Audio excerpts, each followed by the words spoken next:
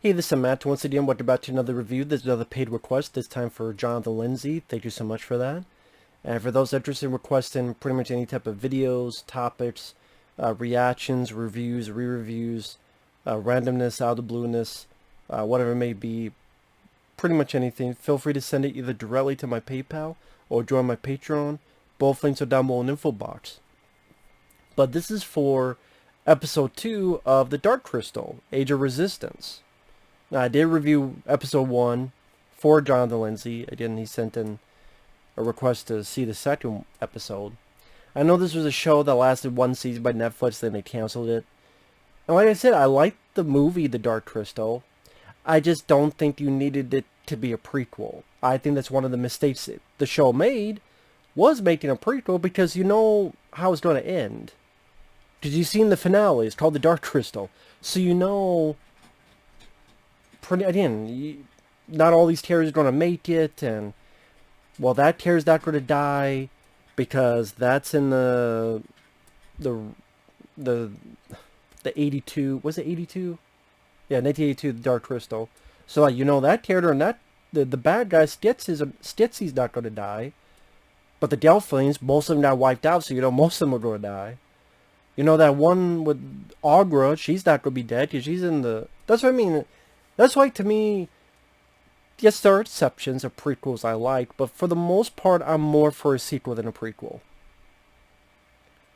That's just me, because, again, I want to see what happened next, not, oh, I already know what's going to happen. Yeah, many things can be predictable, but no, literally you know. So, I don't really get why they thought the prequel idea was worth it. I mean, you could have had it take place 1,000 years after The Dark Crystal. But, I mean, it's to, once again, you have the Stetsies, and once again, you know, it's to bring back characters, the villains mainly. I think that's why they did it.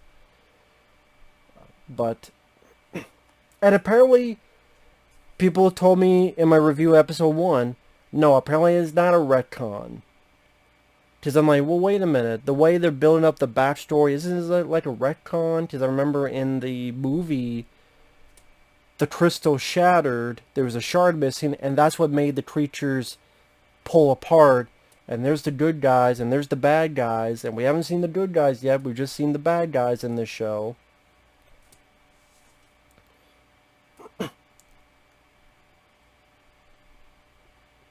again, that's what's confusing to me, because in this show, even in this episode, Agra, the older lady that you take her eyeball out, she even talks about how the Stetsies promised to keep the crystal safe while I visited the stars. Because the Stetsies came to her and said, we will build this and we will keep the crystal safe. She even says that's what happened. I promised to keep the crystal safe while I visited the stars. And then in this episode she snaps out of it, wow, how long have I been there? But the movie tells us that they separated when the crystal cracked. So by Agra saying, I had them keep the crystal safe, the crystal would not have been safe if the shard was cracked.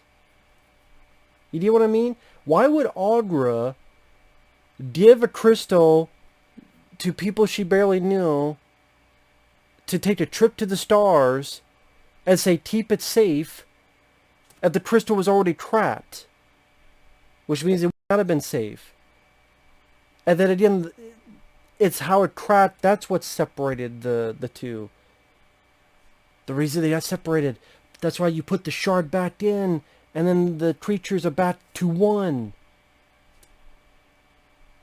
So, it's like the Stetsies were there, and the crystal wasn't cracked. Again, that's what Agra is saying. I didn't, the whole thing just confuses the hell out of me. I'm sorry, I should not have to read fucking comic books, or other fan fiction or whatever to know that. Maybe it's one of those the show eventually tells me, but that's on episode 2, that's where my thought process is at. But do I hate it so far? No. But like I said in episode 1, what keeps the show going is more of a visual aesthetic. The landscape, the practical effects, the puppetry, the random creatures, the podlings. There's one called Hup, who kind of helps this character Deet, who's come from the underground because the darkening is happening. She wants to know what's going on. This scorpion spider type of creature that attacks her. I did this little piling. Hup helps her. The Gelflings, I will say, like I said in episode 1, I know this was the case in the movie from the 80s, but their faces look even more blank.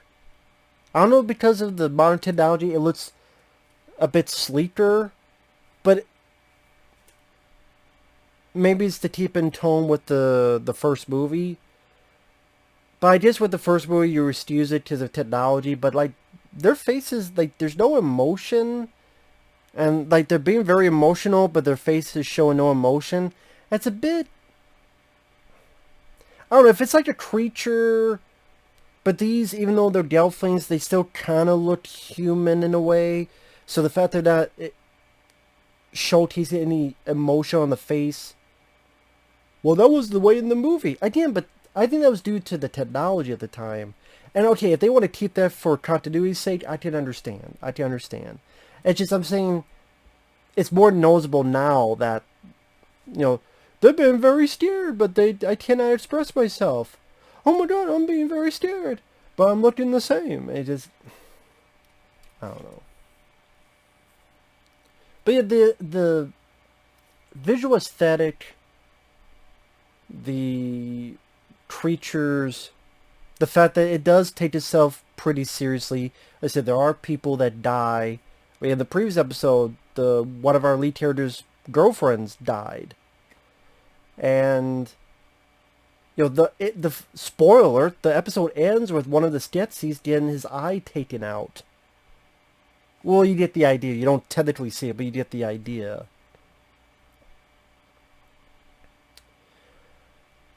The landscape, the way the land and the different settings, different sets they built, it's nice to see and look at visually. The look of the Skeksis, these vulture-like, our villains, vulture-like birds. I think it's well...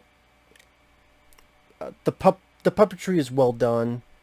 Go look at practical effects. I did like the scorpion spider creature theme that tries to attack one character. They put a little bit of CGI into it, but it's stuff I can see why. Like, there's a bit where Rian, one of our main characters, has this vial that he needs for evidence, and he's running with the puppetry, but then jumps off this cliff, and the way to make them... It's hard to do that with puppets, so there's a bit of CGI in there. I can understand that, to link the two together. That's using CGI as a tool, and I can understand that type of usage. At least there's physical stuff being used with the CG to complement it. The Gelflings, I mean, on one hand you get, why would they not trust these Skeksis? They've been doing it for years. But there's that party in the back you have, man, these guys are some naive motherfuckers. But then at the same time, they've had no reason up to this point to suspect anything on the contrary after so long. So, I mean, I can't give them too much of a hard time. I think what it is with the show is that I'm enjoying the visuals, I'm enjoying the aesthetics. I'm not sure how much into the story, though, I'm really caring. Because, like, episode 2... the guard, Gelfling Rian, and then this other guy he knows, they go and sneak in to get this evidence that showed that he didn't kill his girlfriend Mira, these guys did.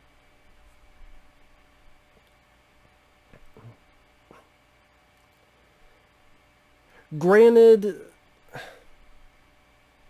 there's a part where, I'm guessing they'll explain this later, they do the dream thing, like that's how he makes his friend believe it.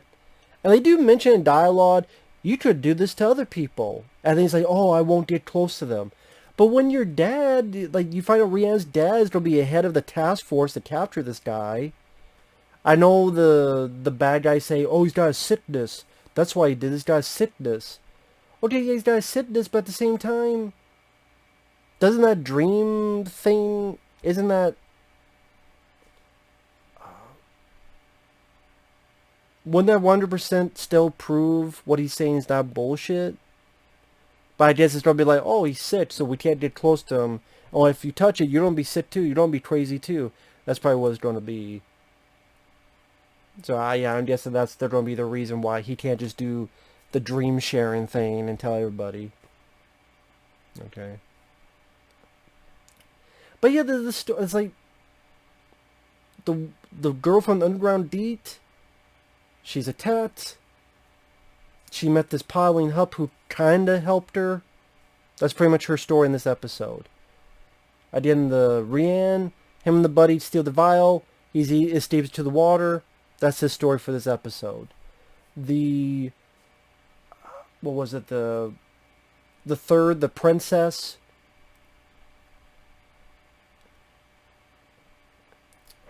God, I'm trying to remember what happened with her. Oh, she tries to talk to this guy that tries to get her to drink and wipe her memory out.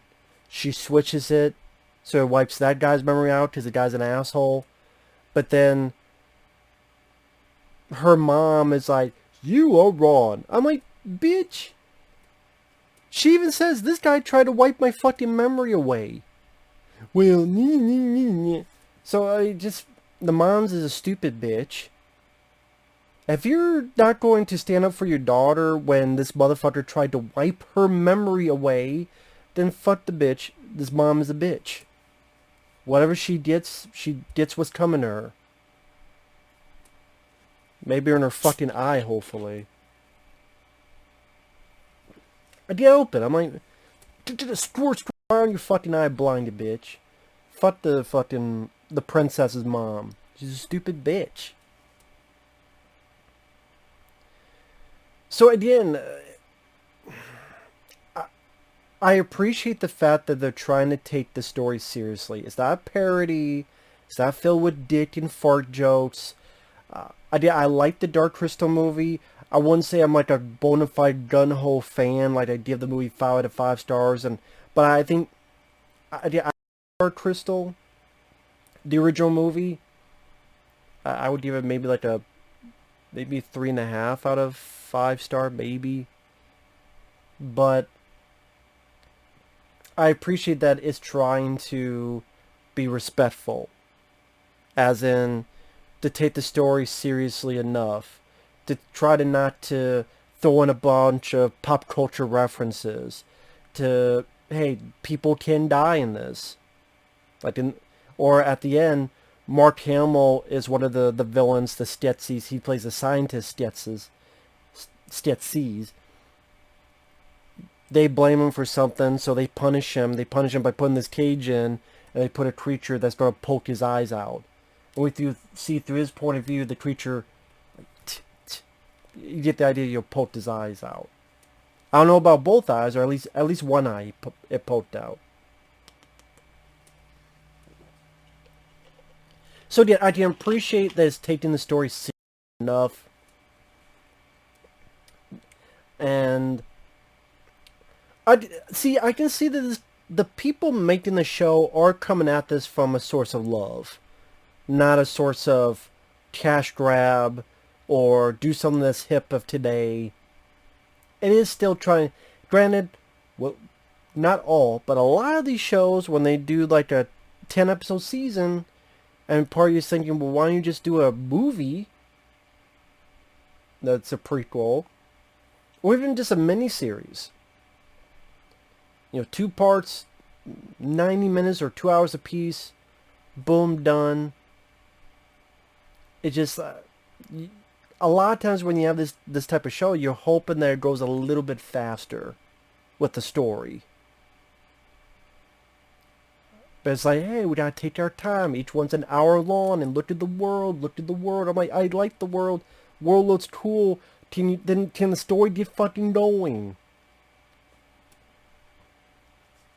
I'm not saying it has to be, Michael Bay, fast-paced, but just a little bit more. Because again, I'm not really giving a shit about the story. It's just I'm enjoying the visual attributes that it has. The little bits of world building. And again, it's a sincere, serious attempt I can appreciate. And the main three characters, I wouldn't say I hate them or anything. They're fine so far for what they need to be. But it's nothing that I go, wow, that's an awesome character. Nothing like that either. So. That's why at the end of the day, I'm like, it's okay. So far, it's okay. It's alright. But again, that's just me. Don't hate it. It's not a rant. I just think it's okay. Like, so far, like, if I give the Dark Crystal, the original film, 3.5, I would give this like a 3 out of 5 stars so far as a show. So, with that said, thanks for watching. Take care. We'll see you guys later. Bye-bye.